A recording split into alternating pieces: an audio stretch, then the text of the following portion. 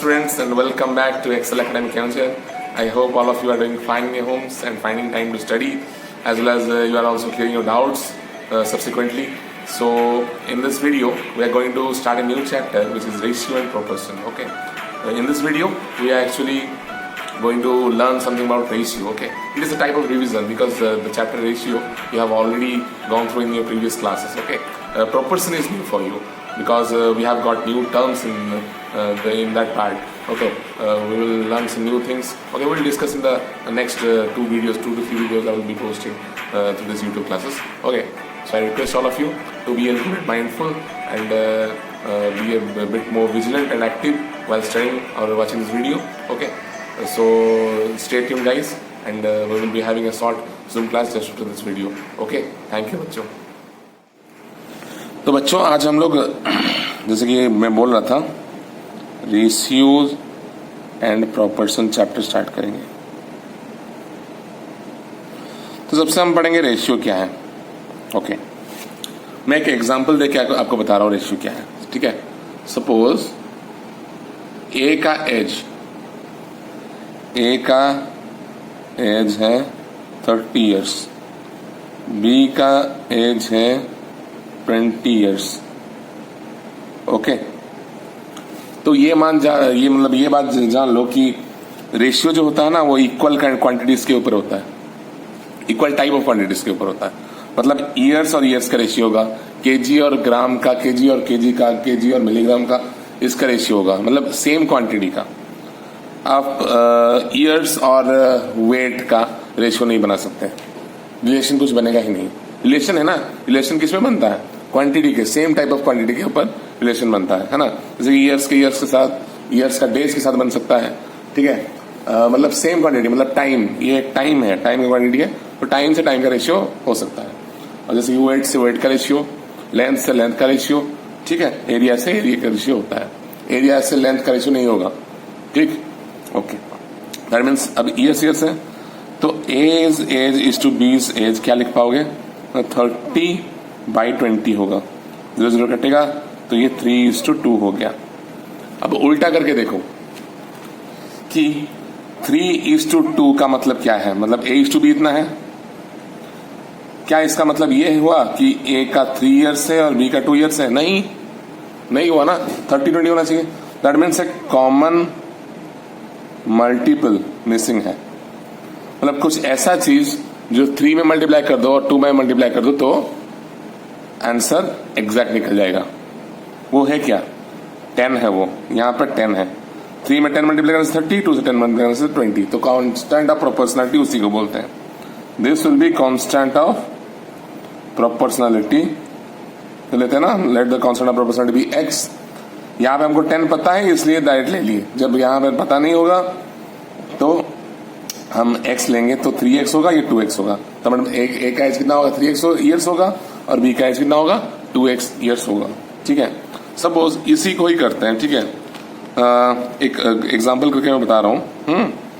The ratio of the ages of A is to B is 3:2 if the sum of their ages is 50 years. Okay, sum of the ages is 50 years. Find the age of each. कैसे निकलेगा ना? हमको multiple तो यहाँ पे पता था ना 10, यहाँ पे नहीं पता. 10 ही होगा, लेकिन हमको अगर पता नहीं होगा तो कैसे लेंगे? तो लेंगे let the constant of proportionality be x. तो एज कितना होगा? 3x होगा. बीज एज कितना होगा? 2x होगा. तो अकॉर्डिंग टू क्वेश्चन 50 ईयर्स उनका सम है, तो 3x + 2x is equal to 50, 5x equals to 50 and plus x equals to 10. तो एज कितना होगा? 3x मतलब 3 into 10 which is 30 years. बीज एज कितना होगा? 2x मतलब 2 into 10 20 years. ठीक है बच्चों, इसी तरह कैसे निकलेगा? अगर हमको एक क्वेश्चन यह रहेगा कि if 3a + 2b 3a + 2b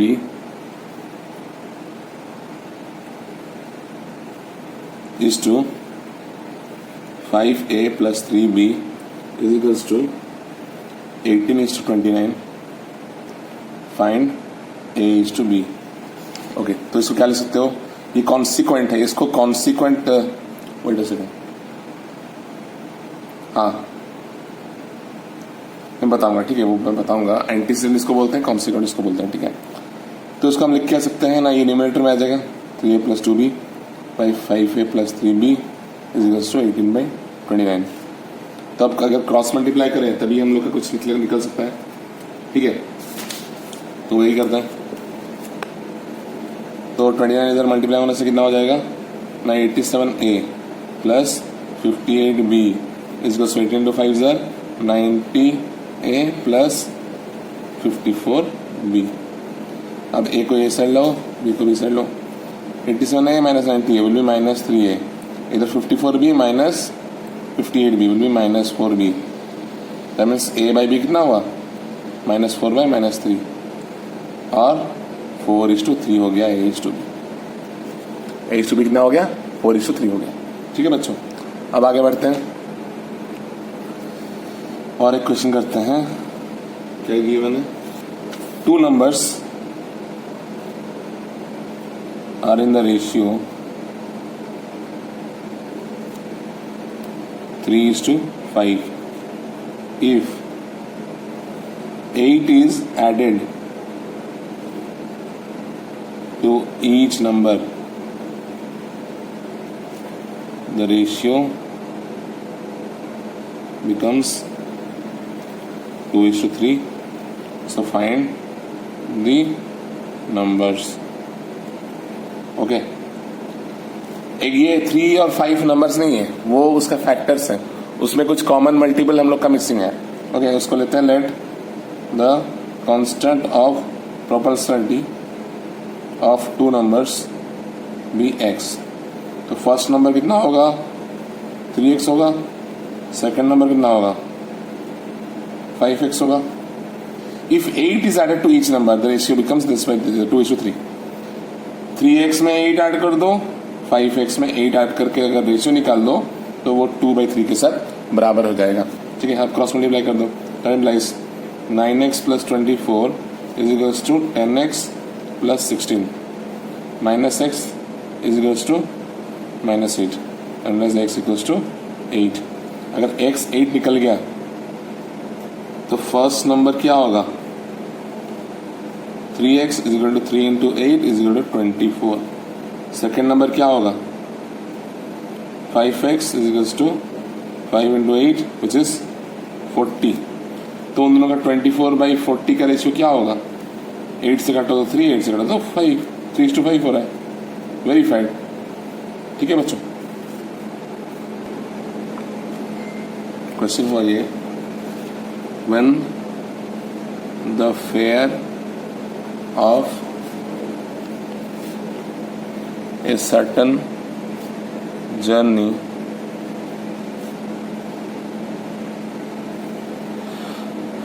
by an airliner was increased in the ratio 5:7, the cost of ticket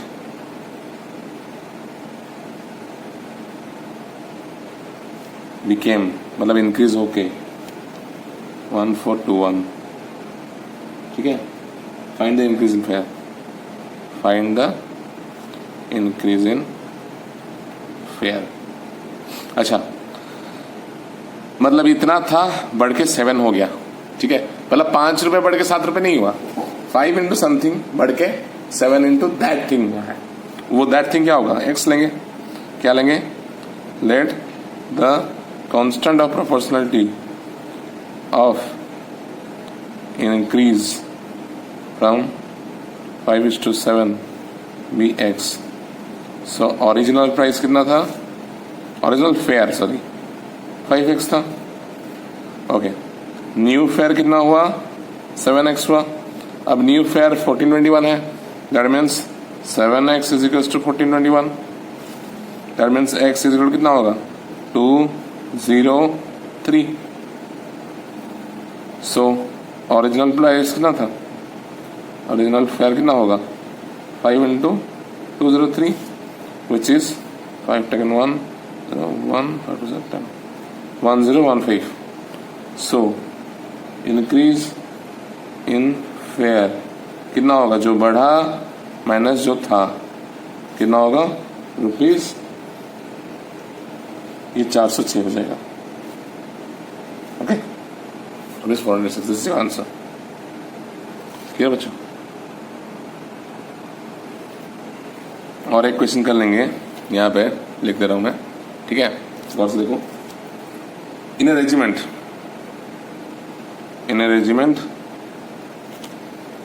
the ratio of number of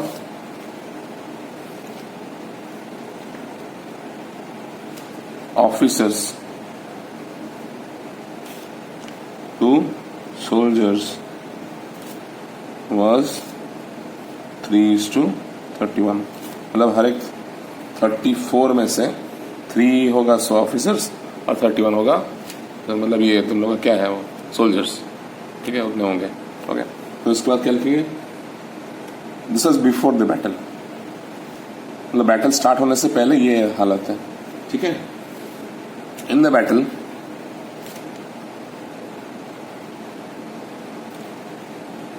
six officers and 22 soldiers were killed.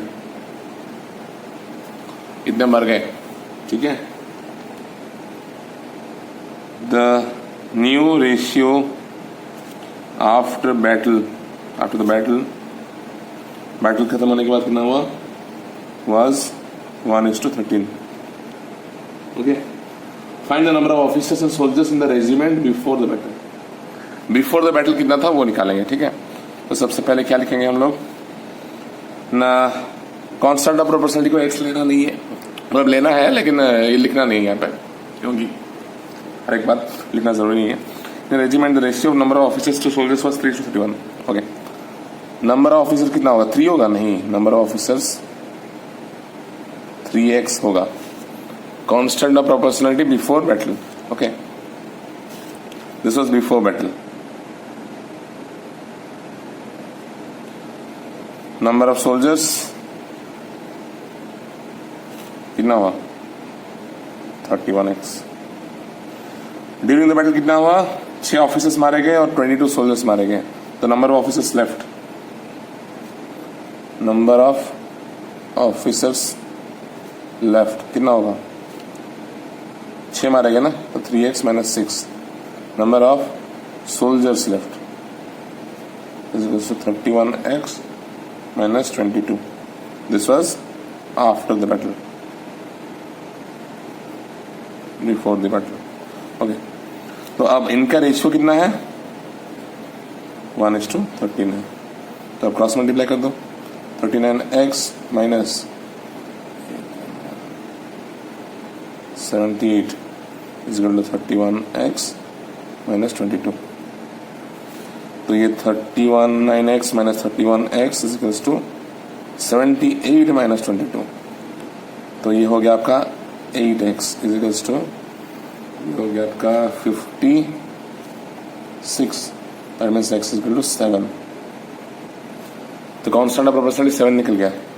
The number of officers before the battle कितना होगा, 3 × 7 which is 21 numbers, 21 अंदर, ठीक है. Similarly, number of soldiers before the battle was fought will be how much? 31 × 7, which will be 7, 7 3 21. So 217 numbers. So this is your answer. Correct? अब हमको और एक question दे दिया है. If a by b plus c is equals to b by c plus a is equal to c by a plus b and a plus b plus c equals to 0. Prove that each of the ratio given is -1। ये जो तीनों का ratio दिया है ना वो -1 होगा। ठीक है, कैसे होगा देखेंगे। अच्छा, a plus B plus C equal to 0, that means b plus C क्या होगा, -a हो जाएगा। सिमिलरली a प्लस बी क्या होगा, -c। Similarly a plus C क्या होगा ना, -b हो जाएगा। इन तीनों चीज को मैं रिप्लेस करूंगा इसके साथ, तो ये क्या हो जाएगा, that implies a by B plus C कितना है, -a, is equal to b by C plus कितना है, c प्लस a कितना है, -b, is equal to c by a plus b कितना है, -c। तो ये कटा, यहाँ पे भी कटा, ये भी कटा, ये -1 हुआ, ये -1 है, -1 हो, तो which is equals to -1 equal to -1 equal to -1। So each of the ratio is -1। So this is your answer. ठीक है बच्चों, हम नोट में एक चीज पढ़ते हैं जो कि थोड़ा इंपॉर्टेंट है, ये तुमको याद रखना पड़ेगा कि अगर 2 और मोर रेशियोज इक्वल हैं तो एंटीसीडेंट का सम और कॉन्सिक्वेंट का सम आप रेशियो वाइज कर सकते हैं। ठीक है, तो वो उसका मतलब क्या हुआ, एंटीसीडेंट क्या होता है, न्यूमरेटर को एंटीसीडेंट बोलते हैं, डिनोमिनेटर को कॉन्सिक्वेंट बोलते हैं। ठीक है, सपोज हमको दिया है a by b is equal to b by c, sorry c by d, a by b is equal to c by d, तो ये एंटीसीडेंट हुआ, ये कॉन्सिक्वेंट है, ये एंटीसीडेंट, ये कॉन्सिक्वेंट, तो इसको आप लिख सकते हो ना, it is also equals to a plus c by b plus d. The ratio of individual terms which are equal will also be equals to the sum of their antecedents to that of sum of their consequents. Okay. Example देख लो, 2 by 3 is equals to 5 by 9 है। Okay. तो sum of antecedents क्या होगा, 7 होगा, ये क्या होगा 3 plus 9 12 हो जाएगा। आप रेशियो डिवीजन करके देखो, सेम ही आएगा। 2 by 3 आ रहा है आप लोग का 0.667, 5 by 9 करेंगे, 5 डिवाइड बाई 9,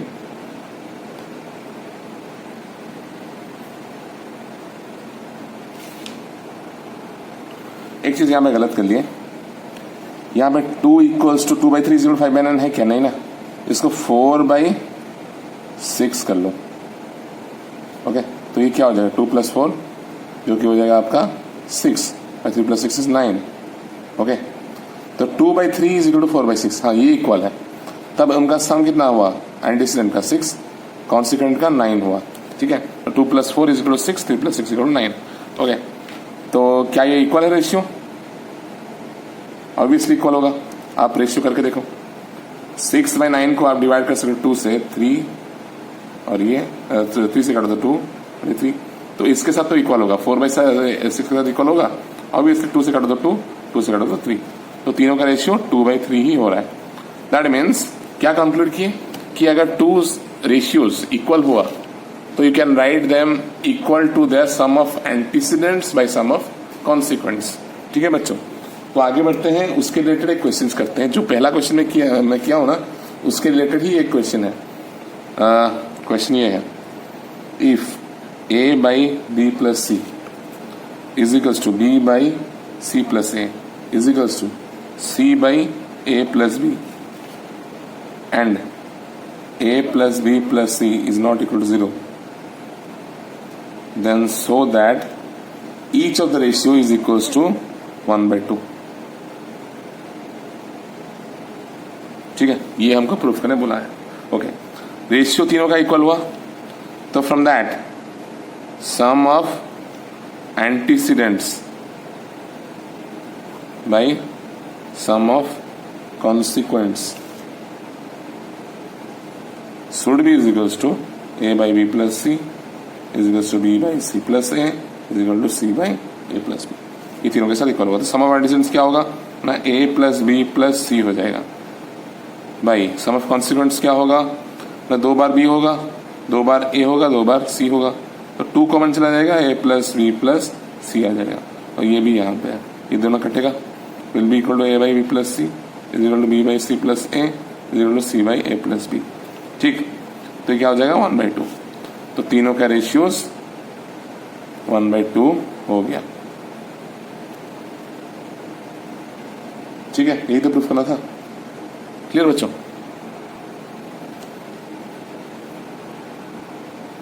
तो उस हिसाब से आप कुछ कुछ रेशियो एंड प्रोपोर्शंस का जो रेशियो पार्ट है उसका आप क्वेश्चंस करना स्टार्ट कर सकते हो।